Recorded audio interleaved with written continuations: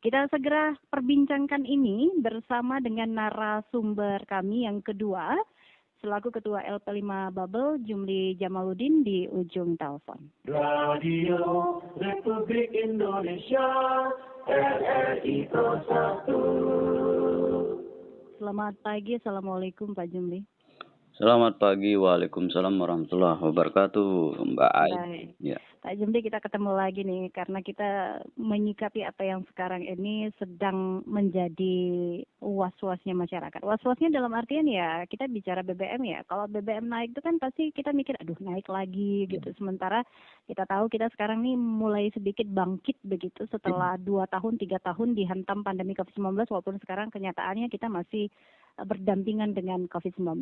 Nah, Pak Jumli, menyikapi apa yang tadi saya harapkan mungkin Pak Jumli juga sudah menyimak obrolan saya dengan pihak SPBU. Dan itu menjadi kendala begitu yang tadi disampaikan oleh Ibu Martika. Ternyata dari pihak SPBU-nya juga sampai saat ini masih banyak masyarakat yang sebenarnya belum memahami bahwa mereka juga harus mendaftarkan ke My Pertamina dan sebagainya. Regulasi yang dilakukan juga terhambat begitu dengan adanya faktor aplikasi, sinyal untuk mendaftar dan sebagainya.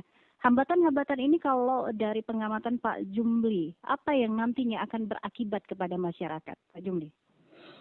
Iya, tentunya yang jelas kan masyarakat kan mungkin selama ini dengan adanya instruksi ataupun saran-saran seperti yang disampaikan oleh pihak pemerintah atau Pertamina kan selama ini mungkin menurut pengamatan saya memang secara sosialisasinya masih kurang ya kepada masyarakat, sehingga masyarakat kan banyak yang tidak tahu seperti yang pernah saya sampaikan di RRI sebelum-sebelumnya juga kan itu. Nah ini akan yang tentunya sudah pasti akan menjadi kendala tentunya karena pertama sosialisasi tadi tidak begitu gencar dilakukan masyarakat, hanya paling mungkin di media-media saja. Tapi masyarakat kan tidak semua masyarakat bisa menerima ataupun mendapatkan informasi tersebut. Itu yang pertama. Yang kedua ya mungkin memang yang akan menjadi kendala adalah karena mungkin secara mekanisme mungkin masyarakat masih kurang paham bagaimana cara, dan juga saya kira mungkin masyarakat juga semestinya memang harus ada proaktif ya mungkin dari pihak-pihak terkait untuk supaya masyarakat dapat artinya misalnya untuk melakukan pendaftaran dan membuat seperti apa yang disampaikan oleh pihak Pertamina tadi kan, agar masyarakat pun nanti tidak apa yang menjadi haknya betul-betul diperoleh, ataupun BBM yang semestinya yang terutama yang sifatnya bersubsidi itu memang tepat sasaran jatuh kepada masyarakat. Nah itu. Oke. Pak Jumli, kalau kita lihat bahwa menurut pengalaman sebelumnya, kalau kita ngomongin masalah subsidi dan sebagainya bukan hanya BBM ya, pasti ada persyaratan begitu yang memang harus dipenuhi oleh masyarakat kita. Katakanlah ketika memang mereka harus punya KTP atau wilayah Bangka Belitung dan sebagainya, sementara ini juga masih dianggap sepele oleh masyarakat, masih ada yang belum punya KTP dan sebagainya. Oke, kita kesampingkan itu dulu. Tapi kalau wacana masalah BBM ini, terutama yang menggunakan aplikasi, dalam hal ini My Pertamina kan sudah beberapa bulan yang lalu disosialisasikan. Sementara memang dari pihak pemerintah juga mengeluarkan instruksi bahwa untuk beberapa daerah ini memang sudah harus menerapkan itu, Bangka Belitung belum. Tapi ini 1 September 2022 mau tidak mau seluruhnya harus siap menggunakan aplikasi, kemudian juga harus beralih ke BBM jenis lain jika memang kapasitas kendaraannya itu melebihi misalnya kayak 1.500 cc dan sebagainya, terutama untuk kendaraan roda 2.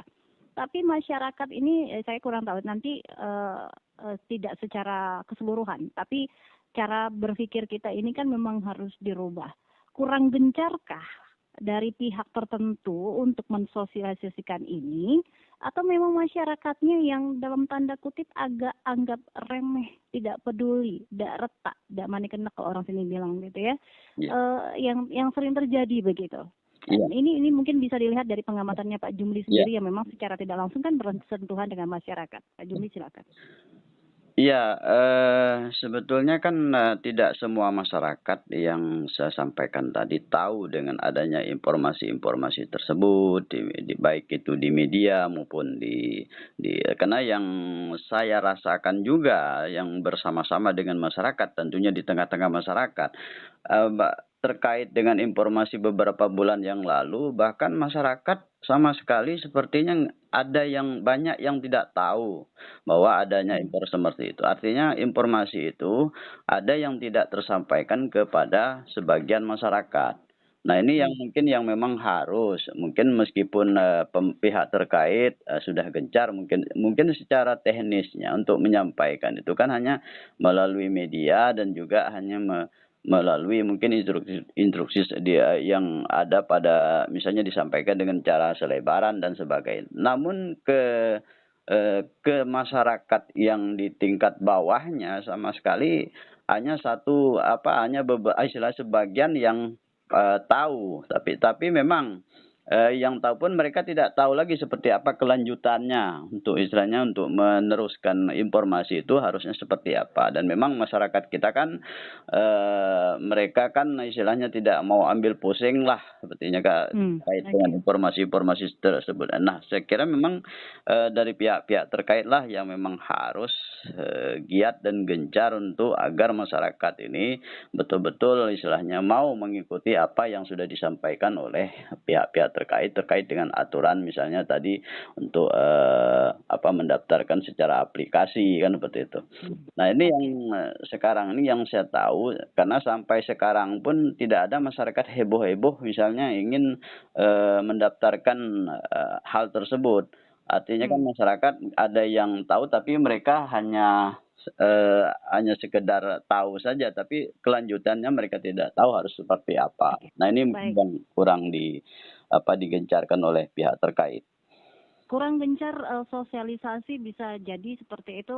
Kekhawatiran yang saya ingin sampaikan begini, ketika masyarakat di lapangan faktanya, mohon maaf ini masyarakat ekonomi ke atas, ekonomi menengah ke atas yang memang paham melek teknologi karena ini kan menyangkut aplikasi.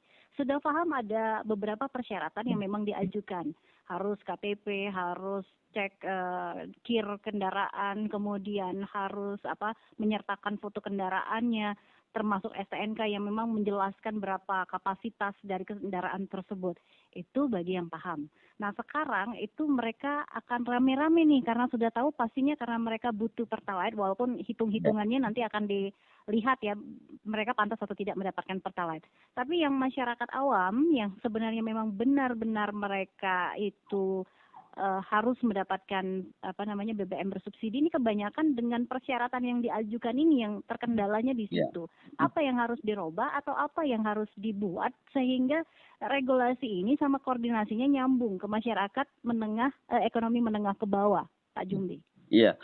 Iya, saya kira kan ini tadi ada ini ya bagi masyarakat yang paham mungkin, itu tidak masalah. Tapi bagi masyarakat yang tentunya mungkin masyarakat yang di bawah, yang saya sampaikan tadi kan banyak yang tidak paham terkait bagaimana cara mekanisme dan artinya, kelanjutan dari informasi itu mereka tidak tahu lagi harus seperti apa. Nah, ini mungkin yang terutama misalnya seperti kata Mbak Ai tadi, masih ada yang belum punya KTP dan yang lain dan sebagainya itu sebagai syarat yang memang harus dipenuhi. Nah, saya kira paling tidak mungkin ada pemerintah menunjukkan mungkin keterwakilan dari pihak terkait untuk proaktif atau jemput bola tentunya ke lapangan atau di tengah-tengah masyarakat agar mereka bisa mungkin memenuhi persyaratan itu.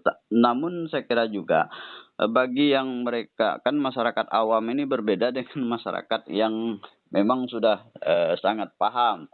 Nah, saya kira artinya persyaratannya pun harus dibedakan tentunya bagi masyarakat-masyarakat yang terutama yang kebanyakan kan menengah ke bawah, terutama masyarakat bawah yang memang mereka tidak paham mereka tidak bahkan mereka tidak tidak perlu tahu mau syarat apa, yang penting kami dapat BBM, dapat membeli bahan bakar minyak tentunya.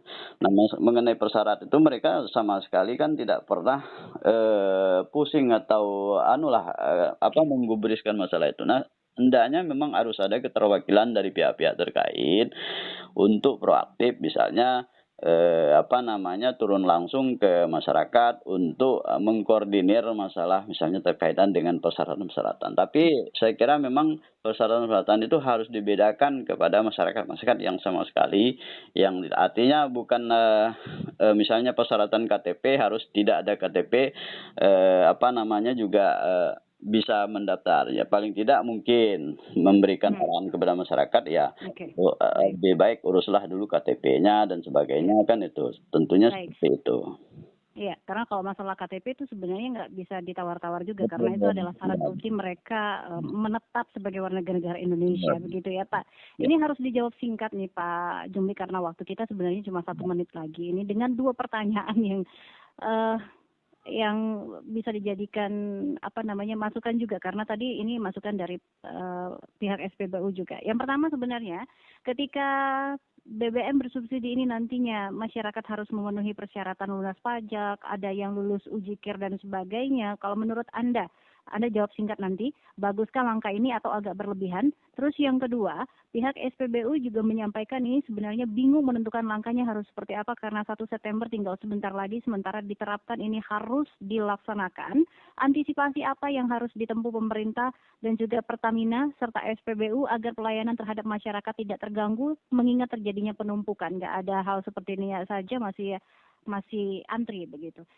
Boleh singkat nggak apa-apa karena waktu kita. Pak Jumli, silakan. Ya, saya kira kalau melihat dari waktu yang sangat mepet dan kondisinya sangat mepet ini, saya kira memang kalau mekanisme persyaratannya terlalu panjang, saya tidak memungkinkan untuk dipenuhi oleh masyarakat. Saya kira memang harus ada alternatif lain atau solusi lain, misalnya harus butuh KIR. Saya kira tidak perlulah butuh KIR, hanya orang untuk mendapatkan BBM kan cukup dengan kondisi mobil, CC-nya dan sebagainya, itu saja yang sekiranya menjadi syarat. Nah kemudian saya kira juga nanti kan pasti ini akan terjadi gejolak kalau memang tidak bisa diatasi oleh pihak-pihak terkait, misalnya pihak Pertamina pasti akan menumpuk di SPBU. Mereka melakukan antri untuk mendapatkan BBM misalnya yang sifatnya bersubsidi ini. Nah, saya kira memang harus ada cara atau solusi yang tepat untuk agar masyarakat nanti tidak menjadi gejolak ataupun kisruh di lapangan. Saya kira memang harus ada alternatif lain yang bisa dilakukan oleh pihak-pihak terkait. Saya kira itu saja Mbak untuk mengatasi masalah hal seperti itu. Dan juga saya kira memang harus untuk mengatasi bakal wacana kenaikan BBM ini itu sudah pasti akan berdampak ke banyak hal nantinya. Nah, saya kira ini memang pemerintah daerah termasuk Pertamina juga harus bisa mengantisipasi ini agar masyarakat nanti di lapangan tidak menjadi kisruh dan juga menimbulkan gejolak yang besar di masyarakat. Baik. Pak Jumli, terima kasih untuk waktunya. Sebenarnya kita masih pengen berbincang lagi karena memang menyangkut kebijakan publik ini memang harus apa yang bisa dilakukan oleh pemerintah, pembuat kebijakan, sama masyarakat. Tapi nanti mungkin di lain waktu kita juga bisa sama-sama memantau begitu bagaimana perkembangannya hingga 1 September 2022 nanti. Dan Pak Jumli, selamat menikmati hari liburnya. Terima kasih sudah meluangkan waktunya bersama kami. Sama-sama. Kita jumpa lain waktu. Selamat pagi, Assalamualaikum. Waalaikumsalam warahmatullahi wabarakatuh. Pendengar, demikian tadi Ketua LP5 Babel sudah bersama kita, Jumli Jamaluddin, dan kemudian juga pendengar kita harus akhiri dulu sesi opini publik kita hari ini.